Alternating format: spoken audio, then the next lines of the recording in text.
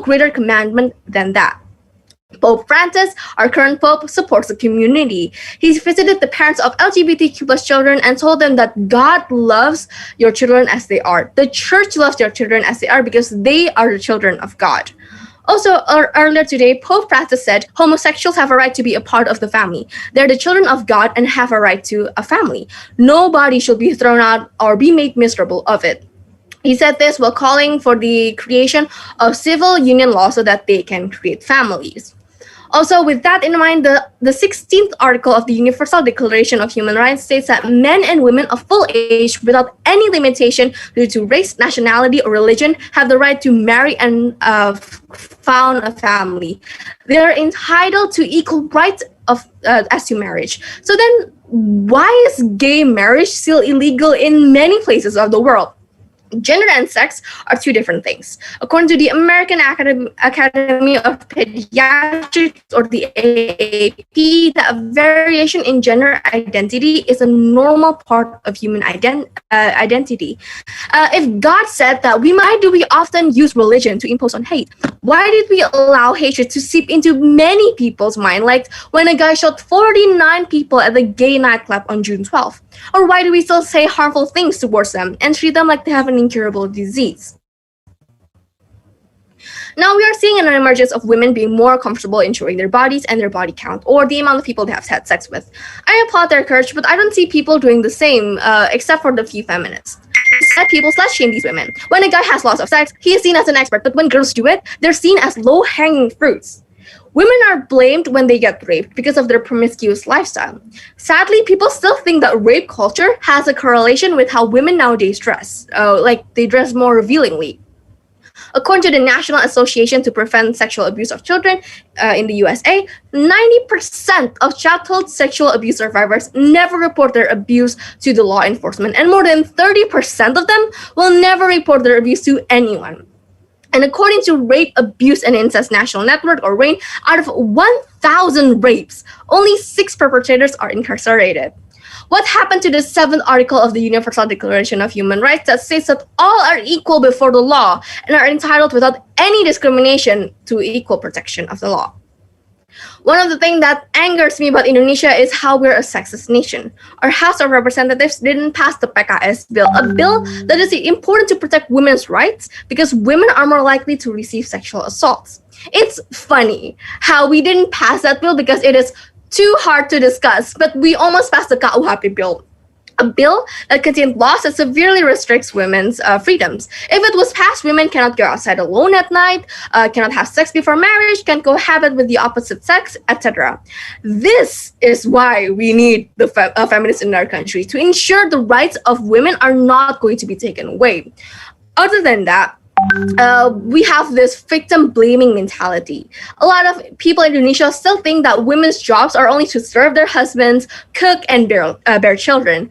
Child marriage is also normal in several places in Indonesia. We, as the future leaders of Indonesia, need to stop this way of thinking, this culture to spread towards the future generations. In conclusion, not all foreign cultures are bad. We strongly need feminism that originated in the US and Europe, and acceptance toward the LGBTQ plus community that originated in Europe, to make Indonesia a better country. We should use religion to promote love and equality, not hatred and sexism. Thank you for listening. Awesome. That was a groundbreaking speech from Safitri. We will now carry on with Fanny Fedora Wijaya from 11 EPS 11 Social 1. The Zoom is yours whenever you are ready. Okay.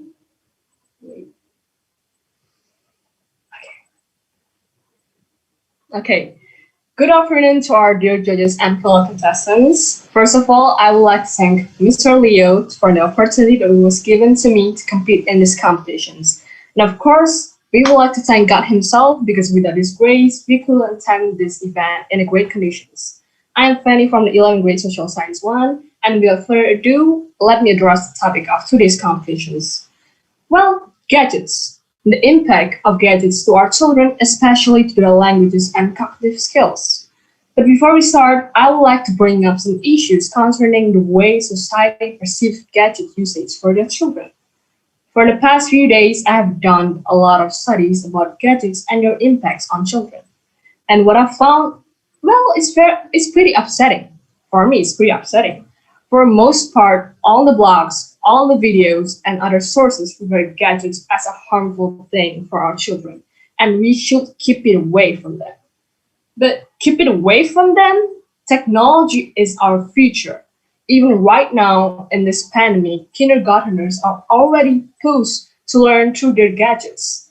They have their own online classes, and they have to know how to use and operate educational apps such as Zoom. Even grown-up people, a lot of grown-up people that I know doesn't know how to use Zoom, but we already force our kids to learn through their devices. And those facts got me thinking, is gadget the one that brings bad impacts to our kids, or is it the lack of our supervisions that brings bad impacts to them? Well, it couldn't be denied that gadgets have their own bad effects, such as sleep deprivations, less social and physical interactions, more exposure to inappropriate content, and less exposure to nature. But that doesn't mean gadgets are fully bad for your kids. With good time management and supervisions, you can achieve the greatest perks of modern technology through our devices. And if you ask me what's one of those greatest perks, for me it's linguistic skills and cognitive skills. Let's start with my own personal experience of learning a new language myself. Believe it or not, the reason why I can deliver the speech fluently and confidently right now doesn't happen because I took an extra class for English subject. It doesn't happen because I transferred to a national class school in junior high. And it doesn't happen because my mom paid an expensive tuitions for me for 2 years. It just simply happened when I started reading an English comic in fifth grade in my own phone. Let me repeat it. I read an English comic in fifth grade. In that time, my vocabulary was very limited. My grammar is just as bad as it is. I can't even differentiate what is I am boring and I am bored. But from there, I improved a lot because what did I do is I read the comics every single day, 7 days a week straight. And I don't rest. I mean, like, why would you rest for reading the comic, right? And that's part of learning. That's what makes you excel in something because you learn it every single day. And I'm 100% sure that what my story is not exceptional. Even if just a simple occasions, every one of us must have encountered the same situation at least once in their life. Like when you watch Korean dramas and suddenly 안녕하세요 and 감사합니다 when something uncomfortable to our ear, and the same time happen when you watch anime like kumenasai, aisteru, and all those words we understand or pick up whilst we watch movies and listen to foreign songs in our gadgets. Now, for me, our gadgets provide us learning sources that we don't even realize it was there in the first place. We tend to learn a new language subconsciously by consuming entertainment media such as YouTube videos and other social media like Instagram. Like we can practice, writing English and everything by typing captions for our Instagram posts or Instagram stories, and we couldn't mind doing it every day since those activities are fun and entertaining. And the good news, well, it's not limited to only language. We can learn various things from the media our gadgets provide us with. And what I meant with we is children along with teenagers like us. Well, because we are children trapped inside a grown-up body. I mean, like we can learn how to dance, how to cook, how to do our assignments, and we could learn how to edit photos in Photoshop and edit videos in it with Adobe Premiere in our gadgets, simply by using phone or Google it, or maybe like you go to YouTube and find a video about it. And in the future, because of this pandemic, we don't even know when it's gonna end. These types of learning is going to apply in every single aspect in our life. We're going to get used to learn through video. We're going to get used to go to Google for an answer. We're going to get used to learning with each other, interacting with each other, with other people through our devices. As your friend with a long distance relationship about that, they would know. And for children, typing using keyboard, pressing on remote controls, and using mouse will improve their motor skills, which are linked with muscles of small movements like fingers and wrists. And not only that, some interactive activities such as puzzle games, informative video, and podcasts can boost children's cognitive skills from problem solving skills to visual and auditory processing. And of course, without supervisions, we couldn't get this spectacular achievement. Time management and restricting inappropriate contents are a must. And instead of using addictive and time consuming games, just download educational apps for kids that are safer but offer the same amount of fun to your kids. Divert their attention from individual mobile activities such as playing games and maybe go to YouTube to a more flexible and social activity. Maybe you could learn how to cook together in the kitchen with your kids by watching a cooking show in your TV or in your gadgets, and do dance and yoga together with your kids. And of course, instead of having your mobile times on night hours, sing them a lullaby or read them bedtime stories before they go to bed. What most important is screen time rules. For kids aged 2 to 5 years old, an hour or two of screen time a day is already plenty. After all, everything in moderation is always the best choice. Thank you. All right, that was an interesting speech from Fanny. Thank you. So, moving forward, we have our next and last participant of the day, Brian Denny from class 12 Social 2. The Zoom is yours whenever you're ready. Okay, good morning, Mr. Leo and friends. First of all, let us praise and thank the presence of God for the abundance of grace and joy, so that all of us can still gather in this Zoom meeting in good health.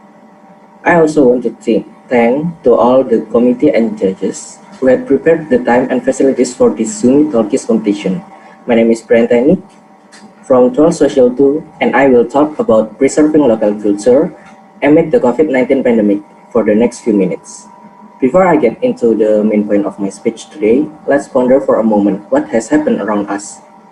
Ever since March 2020, every country all around the world has been affected by the COVID-19, including Indonesia. So, allow me to tell you guys how to preserve local culture during the COVID-19 pandemic.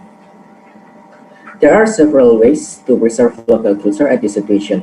Most people during this pandemic are unable to carry out their normal activities. In addition, if they want to leave the house to do activities that cannot be postponed, they are required to use personal protective equipment, namely masks. The masks themselves consist of several types such as medical masks, cloth masks, and scuba masks. With reduced activities outside the home, they can learn to make cloth masks at their own home so that they could fill their time with something useful. And not only useful, but they can make their own income at this hard financial situation for everyone. There are so many big companies that already bankrupt, and so many employees were fired because of this, of the company's financial problem. So why don't we learn how to make our own income? After we talk about the COVID-19 and the effect to the world financial, now we talk about our main topic. In my last idea, I asked all of you to make your own income with making masks. And how about the local culture? How could we preserve the local culture and the mask in the same time? Well, I got some idea for that. Just combine two of them. You could input your local culture during you make your mask, like using some pattern that show your local culture. For example, such as making mask with batik pattern and something else. All of us already know that batik has already go international and the world accept that batik is Indonesian culture. Another idea for preserve local culture is also learn more about other local cultures besides our own culture. But amid the COVID-19, we can only take part in some webinar like this that talk about local culture, which could increase our knowledge about other local culture so that we could preserve our local culture hereditary and at this pandemic situation. I think that's all from me. Please forgive me if there is any wrong words or behavior that unpleasing you all during my speech, and thank you for your attention. All right, we finished today with a magnificent speech by Brian. And with that, day one of Zoomy Talkies competition is over. We would like to thank the participants for joining today's sessions, and we wish you all good luck. You are free to leave the Zoom meeting now. Have a nice day.